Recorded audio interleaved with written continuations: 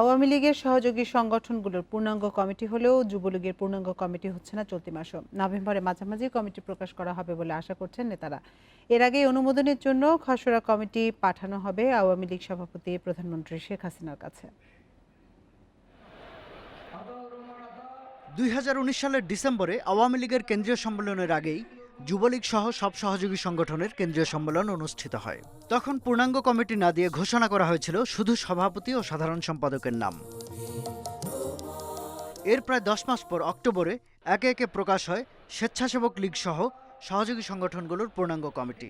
তবে বাদ রয়েছে সবচেয়ে আলোচিত সহযোগী সংগঠন যুবলীগের কমিটি। পূর্ণাঙ্গ কেন্দ্রীয় কমিটির খসড়া তৈরিতে ব্যস্ত নেতারা জানিয়েছেন আওয়ামী লীগের সভাপতির কাছে তা জমা দিতে না পারার কারণও। শুধু এক অঞ্চল থেকেই নেতৃত্ব তৈরি করতে চাই না, এটা আমাদের নীতি নির্দেশনা। সারা বাংলাদেশেই প্রত্যেকটি জেলায় থেকে যেন আমাদের নেতৃত্ব তৈরি হয় কেন্দ্রীয় যুবলীগে, এই বিষয়টি মাথায় রেখে কাজ করতে হচ্ছে। মোটামুটি খসড়াটা চূড়ান্ত। আমরা মাননীয় প্রধানমন্ত্রী নিকট এটা হস্তান্তর করবেন অচিরেই, আশা রাখি, যদি কোনো রকম সমস্যার সৃষ্টি না হয়। দেন আমাদের নেত্রী যে সিদ্ধান্ত গ্রহণ করবেন সেটাই আমরা আপনাদের সামনে তুলে ধরব। পাশাপাশি যত দ্রুত সম্ভব পূর্ণাঙ্গ কমিটি দেয়া হবে বলে জানিয়েছেন সংগঠনটির এই সাবেক সাধারণ সম্পাদক।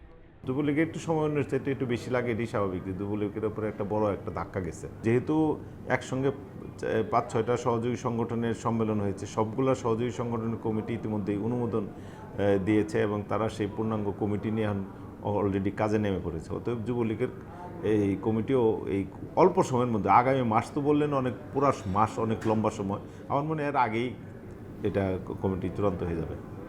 অতীতের তিক্ত অভিজ্ঞতা বিবেচনায় রেখে এবারের কমিটিতে বিতর্ক তৈরি করতে পারে এমন কোনো ব্যক্তিকে জায়গা দেওয়া হবে না বলেও জানিয়েছেন সংশ্লিষ্টরা। শাহাদাত স্বপন, ইন্ডিপেন্ডেন্ট নিউজ, ঢাকা।